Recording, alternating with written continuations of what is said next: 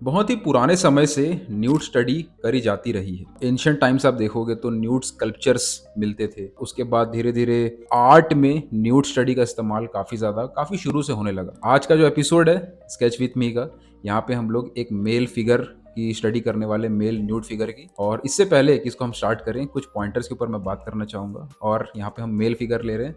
बहुत सारे लोगों ने पूछा, सर आप खाली फीमेल फिगर ही क्यों लेते हैं? ऐसा नहीं है, मेल फिगर भी मैं स्टडी करता हूँ। लेकिन कहने का मतलब यह है कि न्यूड स्टडी क्यों की जाती है उसको थोड़ा समझना बहुत ज़्यादा ज़रूरी है आजकल। जो भी एस्पायरिंग आर्टिस्ट हैं, आर्ट के लवर्स हैं, इन सभी को एक पॉइंट ये भी है कि न्यूड स्टडी की जो शुरुआत हुई बहुत काफ़ी शुरू से हो रही है। रेनेसेंस टाइम से, ओल्ड मास्टर के वक्त से आर्टिस्ट न्यूड स्टडी को करते हैं, फीमेल हो या मेल हो, क्योंकि एनाटॉमिकल स्टडी करने के लिए एक पर्सन को न्यूड स्टडी किया जाता है। जैसे एक डॉक्टर जब ऑपरेशन करता है, या डॉक्टर जब एक पढ़ाई कर रहा होता है, एक डॉक्टर बनने के लिए एक स्टूडेंट पढ़ रहा होता है, तो वहाँ पे बॉडी को समझने के लिए वो न्यूड स्टडी ही करता है। एक न्यूड बॉडी के ऊपर ही स्टडी करता है, उसी के ऊपर ही ऑपरेशन करता है। कौन सी हड्डी कहाँ पे है, कौन से मसल कहाँ पे, इसको स्टडी करते हुए आता है। और वहाँ पे अगर ऐसा नहीं हो सकता कि कोई बॉडी के ऊपर बहुत सारे कपड़े पहने हुए हों और डॉक्टर को बोला जाए बताओ कौन सा बोन कहाँ है, कौन सा मसल कहाँ है। Are you comedy me? ऐसा नहीं होता। स्टडी के दौरान उसको न्यूड ही स्टडी कराई जाती है। और इसीलिए बहुत ही शुरू से आर्टिस्टों के मन में जब ये अट्रैक्शन बढ़ा बॉडी की तरफ, ह्यूमन बॉडी की तरफ, उसको स्टडी करने की तरफ, तो इंसान इंटरनली एक्सटर्नली दोनों ही स्टडी करने लगा। लियोनार्डो दा विंची की बात अगर आप करें तो उनकी डॉक्यूमेंट्रीज में ये दिखाया गया है कि किस तरीके से वो न्यूड स्टडी तो करते ही थे। इंटरनल ऑर्गन्स जो हैं, किसी का दिल निकाल के, किसी की बॉडी की जो नसें हैं, मांसपेशियां हैं, उन सभी की भी स्टडी वो करते थे। इंटरनली एक्सटर्नली दोनों ही स्टडी की जाती है। और एक चीज आप सुनोगे तो बहुत बहुत एक, अगर आप इस वे में देखोगे कि एक बहुत ही सुंदर कोटेशन कहा गया है कि इनिशियली, बिगिनिंग में कोई न्यूड नहीं था, कपड़े पहनना बल्कि एक नया चीज था। ओके, जैसे अब जानवर घूम रहे हैं तो जानवर को आप ये नहीं बोलोगे कि कैसे वो नंगा जानवर घूम रहा है। ओके, बिना कपड़ों के जानवर कैसे घूम रहे हैं, वो उनकी नेचुरल स्टेट है। वैसे इंसानों की भी ये नेचुरल स्टेट थी। अगर आप बहुत ज्यादा पीछे जाओगे ह्यूमन रेस में, इवोल्यूशन के टाइम जो शुरुआत हुई, तो इंसान कपड़े पहन के पैदा नहीं हुआ था। कपड़े तो बाद में डेवलप हुए, इन्वेंशन हुआ, और धीरे धीरे सोसाइटी में इसको एक्सेप्ट किया गया। और ये बहुत ज़्यादा डीप रूटेड है। अब ये कपड़े ना पहनना ऑकवर्ड हो गया, लेकिन नेचुरली तो कपड़े के बिना ही इंसान पैदा हुआ था और उसे नेचुरल स्टेट माना गया था। तो शुरू में कोई न्यूड नहीं था। ओके, शुरू में न्यूड वर्ड ही नहीं था, किसी को न्यूड बोला ही नहीं जाता था। धीरे धीरे जब कपड़ा बहुत ज़्यादा नॉर्मल हो गया, ऑब्वियस हो गया, तब जाके बिना कपड़े को न्यूड कहा गया। और उसकी स्टडी जब करने की ज़रूरत पड़ी तो कपड़ों को उतार के न्यूड स्टडी करने की ज़रूरत आने लगी, जब एनाटॉमिकल स्टडीज़ की ज़रूरत आई। तो ये सारी चीज़ों को समझते हैं जब, तो आपके मन से ये भावनाएं निकल जाती है कि यार आर्ट में ये न्यूड स्टडी क्यों कर रहे हैं, यार ये तो गलत बात है, यार ये तो बिना कपड़ों के तो गंदी चीज़ है, ये तो वल्गर चीज़ है। ये वाली भावनाएं आपको आपके अंदर से निकल जाती है जब आप इस दृष्टि से देखते हो, इस नज़र से देखते हो कि ये नेचुरल स्टेट है, इंसान की नेचुरल स्टेट। अब मैं ये नहीं कह रहा कि वापस अपनी नेचुरल स्टेट में चले जाओ, कपड़े खोल के घूमो, वो पॉसिबल नहीं है। लेकिन कहने की बात है कि समझने, अगर आपका नजरिया बदलेगा, अगर आप इस समझ के इन चीजों को चलोगे, तो आपके अंदर से एटलीस्ट ये थॉट हट जाएगा कि ये कपड़ा है, ये बिना कपड़ा है, बिना कपड़ा का गलत बात है, कपड़ा का सही बात है। ये सारी चीजें सोसाइटी ने डेवलप की हैं, ये कोई नेचुरल चीज नहीं थी। ओके, तो इसीलिए इस बात को जब आप समझते हो, तो जो न्यूड स्टडीज होती हैं आर्ट में, उसको आप एज ए स्टडी देखते हो, न कि किसी और तरीके से। कि हर चीज़ को हम सही और गलत कर सकते हैं हमारे देखने के नज़रिए से, हमारे उसको इस्तेमाल करने के तरीके से। ये फ़ोन है, फ़ोन में मैं ये लेसन्स बना रहा हूँ, लेसन्स आप तक पहुँच रहे हैं, तो ये फ़ोन का सदुपयोग है। लेकिन यही फ़ोन का इस्तेमाल करके कई लोग गलत काम भी करते हैं। तो वो इंसान के ऊपर रहता है कि वो किस नज़र से देख रहा है या क्या उपयोग कर रहा है। सेम चीज़ को गलत वे में भी इस्तेमाल हो सकता है, सही वे में भी। तो वैसे ही न्यूड स्टडीज़ भी होती हैं, न्यूड बहुत अलग चीज़ें भी होती है जो आप गलत वे में देख सकते हो। लेकिन यहाँ पे स्टडी की बात होती है जब हम आर्ट की बात करते हैं। और इसके ऊपर मैंने एक वीडियो भी बनाया था कि वाई न्यूड ड्राइंग्स क्यों होती है, क्या होती है उसके ऊपर। तो वो वीडियो ज़रूर देखिएगा अगर आपका इन सब चीज़ों पे बहुत ज़्यादा आप ऑफेंड हो जाते हो, या इन सब चीज़ों को आप ज़्यादा नहीं देखे हैं, नहीं समझे हैं, या इंटरनेशनली इन सब बातों को आपने नहीं देखा है, आपके लिए सारी चीज़ें बहुत नई हैं, तो आपको थोड़ा सा ऑकवर्ड लग सकता है। तो वो देखिएगा ज़रूर। अब इसी के साथ पेंसिल, पेपर, पेन जो भी आपके पास है रेडी करो, स्टार्ट करते हैं आज का स्केच विथ मी एपिसोड। तो यहाँ पे आज हम न्यूड मेल जेस्चर स्टडी कर रहे हैं। तो सबसे पहले आप देख सकते हो कि मैं चेहरे से शुरुआत करता हूँ। चेहरे के जो बेसिक शेप हैं उसको बनाने के बाद यहाँ पे हम बॉडी की तरफ जाते हैं। तो आप सिंपल कुछ लाइंस में ही आपको ट्राई करना है कि पूरा चेहरा कवर हो जाए। जब हम जेस्चर ड्राइंग करते हैं तो जेस्चर ड्राइंग बहुत क्विक भी होती हैं और थोड़ी सी स्लो भी हो सकती हैं। जैसे कि आज जो मैं स्केच कर रहा हूँ वो थोड़ा स्लो कर रहा हूँ, थोड़ा फास्ट भी आप कर सकते हो, क्योंकि जेस्चर स्टडी में मेन हमारा फोकस सिर्फ ये रहता है कि ओवरऑल जो फीलिंग है, जो भी फिगर हम बना रहे हैं उसकी जो ओवरऑल फीलिंग है वो हम कैप्चर कर सकें। और एक एक बहुत बड़ी मिस्टेक जो खासकर बिगिनर्स करते हैं जेस्चर ड्राइंग करते समय, क्योंकि जेस्चर ड्राइंग में हम हाथ को बहुत ज़्यादा फ्रीली मूव करते हैं, तो बहुत ज़्यादा जो बिगिनिंग स्टेज में होते हैं वो बहुत ज़्यादा एक्साइटेड हो जाते हैं कि यार इस तरीके से हाथ को मूव कर करके बनाना है। और उसमें क्या होता है, बहुत ज़्यादा गड़बड़ी होती है, जिसके वजह से वो सिर्फ स्पीड पे ध्यान देते हैं, इस बात पे ध्यान नहीं देते हैं कि वो स्पीड में जो हम बना रहे हैं वो एक्चुअल में वो फील आ भी रहा है कि नहीं, जिस रेफरेंस इमेज को देख के हम जेस्चर बना रहे हैं। तो अगर आपका बहुत ज़्यादा डिफिकल्ट हो रहा है ड्राइंग में जेस्चर स्टडी करना, हाथ को फ्रीली मूव करना, तो एक तो आप रफ पेपर पे डेली डूडल करते रहिए, पेंसिल को मूव करने का प्रैक्टिस करते रहिए, एस कर्व, सी कर्व, इस तरीके से ओवरहैंड ग्रिप में, ओवरहैंड ट्राइपॉड ग्रिप, ये सब क्या है इसके ऊपर मैंने वीडियो बनाई है, आप सर्च करोगे तो भी मिल जाएगा यूट्यूब पे इजीली, डिस्क्रिप्शन में भी डाल दूंगा। ओवरहैंड ग्रिप में पेंसिल को पकड़ के एस सी इस तरीके से पूरा हाथ को मूव करते हुए प्रैक्टिस करिए, सो दैट जब आप फिगर के ऊपर आओ, फिगर की स्टडी करो, जेस्चर स्टडी, तो एटलीस्ट आपके हाथ में कंट्रोल हो। बाद में वो फिगर बन रहा है कि नहीं बन रहा है वो चीज़ आप धीरे धीरे इंप्रूव करोगे, लेकिन एटलीस्ट आपको ओवरहैंड ग्रिप की प्रैक्टिस होनी चाहिए। क्योंकि अगर आप पेंसिल को ओवरहैंड ग्रिप में पकड़ ही नहीं पा रहे हो तो कितना भी आप फास्ट करो या कितना भी प्रैक्टिस करते रहो, आपका वो गड़बड़ ही बनेगा और आपका इंप्रूवमेंट बहुत स्लो आएगा। तो इसीलिए एक वो आपको करनी है बार बार प्रैक्टिस, सो दैट आप ओवरहैंड ग्रिप के साथ कंफर्टेबल हो। जितना आप इस तरीके से पेंसिल को पकड़ने में कंफर्टेबल होते हो ट्राइपॉड ग्रिप से, उतना ही आप ओवरहैंड ग्रिप को पकड़ने में कंफर्टेबल हो जाएं। कंफर्टेबल होने के बाद जब आप फिगर ड्राइंग या कोई भी और सब्जेक्ट मैटर को बनाते हो तो जेस्चर स्टडी करते समय उसी कर्व को आपको प्रैक्टिस करना बनाना होता है जो आपने रफली पेपर पर प्रैक्टिस किया है। अब यहाँ पे इतना भी फास्ट नहीं करें शुरुआत में, ये चीज़ थोड़ी सी कॉन्ट्राडिक्टरी है, क्योंकि यहाँ पे फास्ट ही बनाया जाता है। यहाँ पे कम समय के अंदर 30 सेकंड में, 1 मिनट में एक एक पोज को बनाने की कोशिश रहती है जेस्चर ड्राइंग में। लेकिन अगर आप कंफर्टेबल नहीं हो, आपने शुरू अभी नया नया ही ओवरहैंड ग्रिप से प्रैक्टिस करनी शुरू की है, तो मैं यही कहूँगा कि बहुत ज़्यादा फास्ट नहीं करना। बहुत फास्ट करने के चक्कर में क्या होता है कि आप बना तो देते हो लेकिन क्या बनाए हो आपको भी समझ नहीं आ रहा होता, ना ही किसी और को समझ में आ रहा होता। तो एटलीस्ट आपको फील होना चाहिए कि जो मैं बना रहा हूँ, बना रही हूँ, वो कंफर्टेबली वो फील आपको एटलीस्ट अंदर से एक सेटिस्फेक्शन मिलना चाहिए कि जो मैं बना रहा हूँ उसमें एटलीस्ट वो वाइब आ रही है, वो फील आ रहा है। तभी आपको लगेगा कि हाँ इसमें ये गलती है, इसको मैं इंप्रूव कर सकता हूँ, इसमें ये गलती है, इसको मैं ठीक कर सकती हूँ। क्योंकि जब तक आपको पता ही नहीं होगा कि आप गलती क्या कर रहे हो, तब तक आप उसको इंप्रूव नहीं कर पाओगे। और गलती पता करने के लिए ज़रूरी है कि आप जो बना रहे हो उस चीज़ के आपको एटलीस्ट काफ़ी प्रैक्टिस रहे।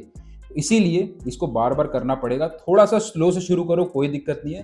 धीरे धीरे जब आप बार बार करते रहोगे तो आपकी ऑटोमेटिकली स्पीड बढ़ जाएगी। एक बहुत ही इंपॉर्टेंट चीज़ जो आपको ध्यान रखनी है कि इन सब चीज़ों में, जेस्चर स्टडी करो, फिगर ड्राइंग करो, इन सब में ना टाइम डेली आप कंसिस्टेंसी बना के डेली अगर देखोगे ना, तब आपको एक्चुअल में इंप्रूवमेंट दिखेगा। जैसे कि आप 30 दिन का चैलेंज ले सकते हो, ओके, 30 डेज का आप एक टारगेट सेट कर सकते हो कि डेली मैं सुबह उठूंगी और आधा घंटा या फिर 1 घंटा, जितना भी आपको समय लग रहा है, लेकिन कम से कम आधा घंटा खाली फिगर ड्राइंग करूंगी। Figure drawing in the sense gesture study, एकदम डिटेल वाली फिगर ड्राइंग नहीं तो फिर वो ड्राइंग के पार्ट में आ जाएगा, वो फिर आपका फिगर को समझने में नहीं आएगा। और ड्राइंग की स्टडी पूरा प्योरली टाइम दे के, जहाँ पे आधा 1 घंटा लगा के हम एक ड्राइंग को बनाते हैं, एक एक एंगल को ठीक करते हैं, लॉन्ग आवर स्टडी करते हैं, फिर वो उसमें आ जाएगा। आपका फिगर स्टडी में नहीं आएगा, वो जेस्चर स्टडी में वो नहीं आएगा।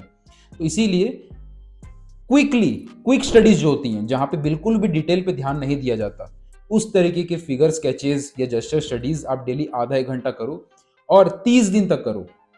उसके बाद आप ऑटोमेटिकली अपने आप में एक इमोशन फील करोगे। जब आप पहले दिन बना रहे होगे तो आपको बहुत ज़्यादा अनकंफर्टेबल फील होगा, आपको पेंसिल पकड़ने में भी अनकंफर्टेबल फील होगा, आपको फोटो से ड्राइंग को देख के बनाने में भी अनकंफर्टेबल होगा, क्योंकि फोटो में काफ़ी डिटेल्स है। ओके, एक पर्सन की जब हम फोटो यहाँ पे देख रहे हैं तो उसमें काफ़ी डिटेल्स है, काफ़ी मसल्स दिख रही हैं, बहुत सारे कलर्स हैं, डिटेल्स हैं। लेकिन जब आप उसी चीज़ को बार बार बनाते हो और कम समय के अंदर आप इस तरीके के स्टडीज़ करते हो, तो आपका माइंड ऑटोमेटिकली डिटेल को इग्नोर करके किस तरीके से बॉडी का जो ओवरऑल फील है उसको पाना है कम समय के अंदर, वो सीखने लगता है। तो पहले पहले जब आप शुरू में बनाओगे तो 2 दिन, 4 दिन, 6 दिन तो आपको बहुत अनकंफर्टेबल फील होगा। आपको ये फील होगा कि यार मैं बना कुछ और रहा हूँ, बन कुछ और रहा है, यहाँ पे फोटो कितना रियलिस्टिक है, लेकिन पता नहीं मैं क्या कर रहा हूँ, क्या कर रही हूँ। बहुत ज़्यादा अनकंफर्टेबल फील होगा अगर आपने ऐसा पहले कभी नहीं किया है तो।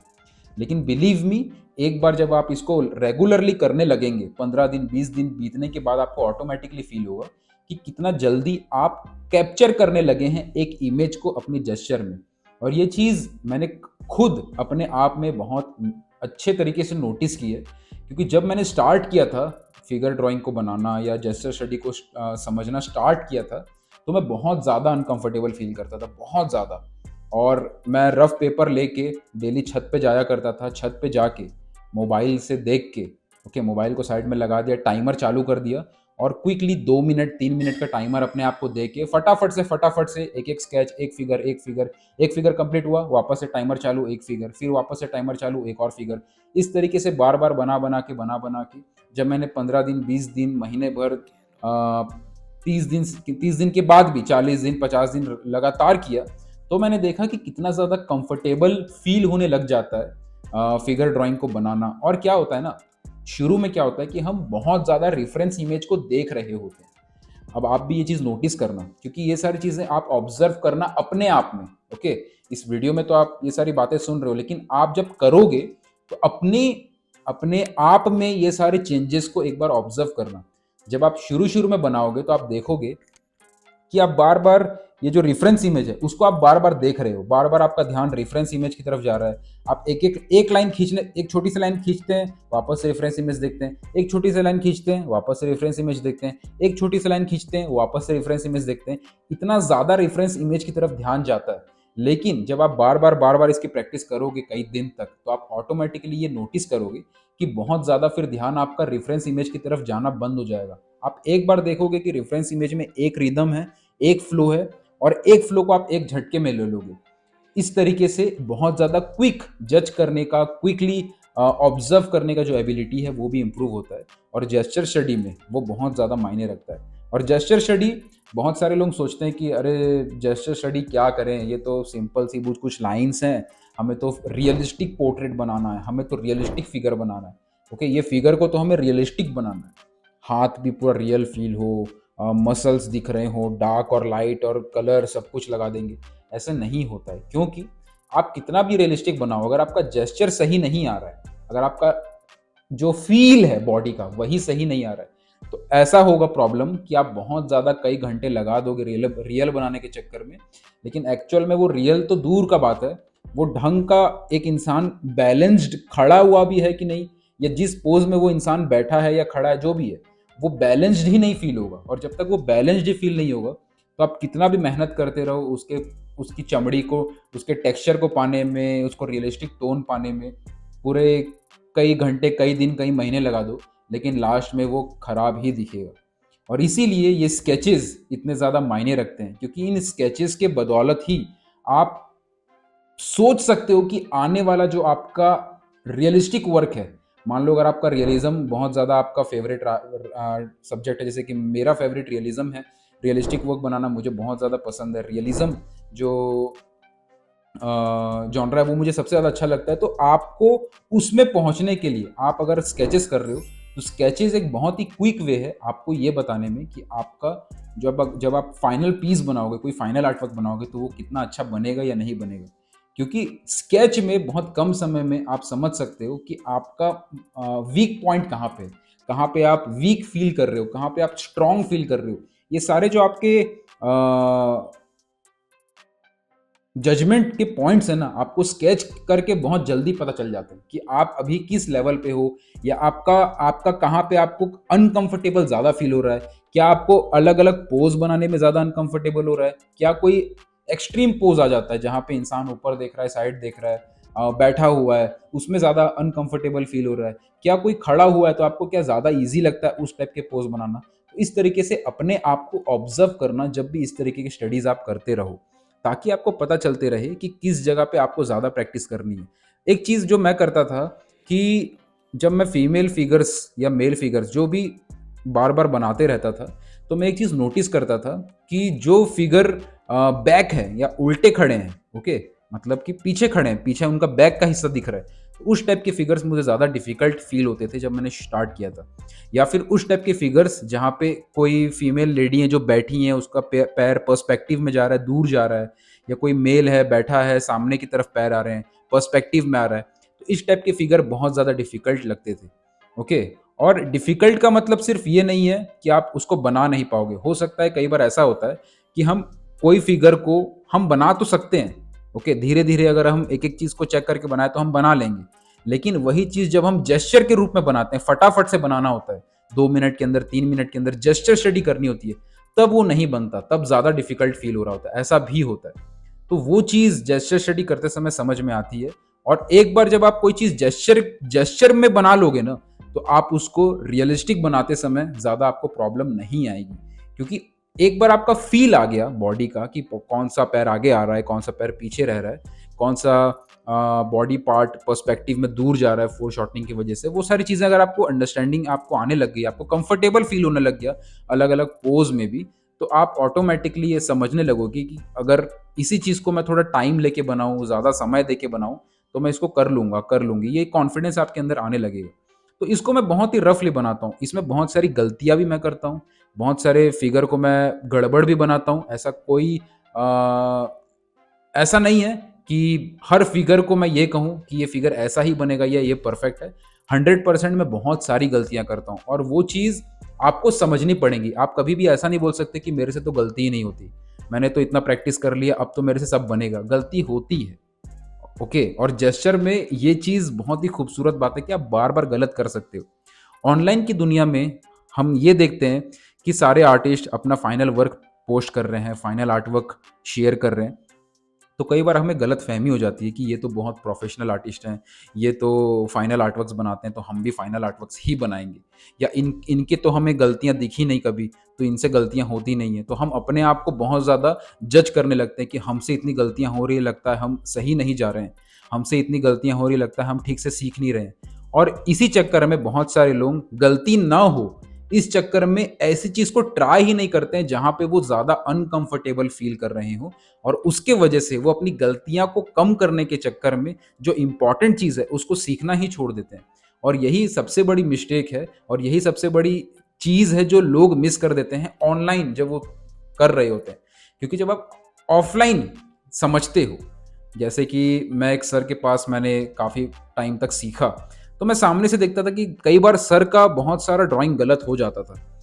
लेकिन मुझे उससे पहले, सीखने से पहले मुझे ऐसा लगता था उनका वर्क देख के कि यार सर से तो गलती हो ही नहीं सकती, क्यों गलती करेंगे, उनको तो सब आता है। गलती करना प्रॉब्लम नहीं है, प्रॉब्लम ये है कि गलती हो जाएगी इस डर से स्टार्ट ही ना करना, या गलती हो जाएगी इस डर से आगे और अपनी प्रैक्टिस को कंटिन्यू ही ना करना। इसीलिए फिर मुझे धीरे-धीरे समझ में आया कि गलती कर लेना कोई गुनाह नहीं है, सब गलती करते हैं। गलती कर लेना, गलती करने से कंफर्टेबल है जब आप फ़ील करोगे, तो आप फिर ये नहीं सोचोगे कि मेरा पेपर बार-बार मैं बना रहा हूँ, मेरे से नहीं बन रहा, बार-बार मैं गड़बड़ कर रहा हूँ, मेरे से नहीं बन रहा। गड़बड़ करो, कोई दिक्कत नहीं है, मिस्टेक करो, कोई दिक्कत नहीं है। प्रॉब्लम ये है कि बहुत सारे लोग जज करते हैं, ये सोच के हम गड़बड़ चीज़ों को बनाने से डर जाते हैं। और जेस्चर स्टडी तो आप खुल के गड़बड़ियाँ करो, ओके? जेस्चर स्टडी करते हैं हम, क्विक स्केचेस करते हैं, तो खुल के गड़बड़ियाँ करो। मेन थिंग होता है पेंसिल पेपर पे चलनी चाहिए। पेंसिल जब तक आप पेपर पे मूव कर रहे हो ना, आप ऑटोमैटिकली कुछ ना कुछ सीख रहे हो। पेंसिल को पेपर पे चला लेना ही अपने आप में एक प्रैक्टिस है, और वो प्रैक्टिस से आप दूर हो जाते हो जब आप ये सोचते हो कि यार ये बनाऊँगा तो गलती हो जाएगा, ऐसे बनाऊँगा तो मिस्टेक हो जाएगा, ये चीज़ तो मेरे को नहीं आती है, ये चीज़ तो मेरे से नहीं होती है। इतना अगर आप सोचोगे तो आप कभी भी इम्प्रूव नहीं कर सकते। इम्प्रूवमेंट के लिए ज़रूरी है कि आप बार-बार गलतियाँ करते रहो। Practice doesn't makes you perfect, practice makes you improve, okay? Practice makes you better. Perfect कोई नहीं है, लेकिन प्रैक्टिस करते रहने से आप डेफिनेटली यहाँ से यहाँ ज़रूर जाते हो।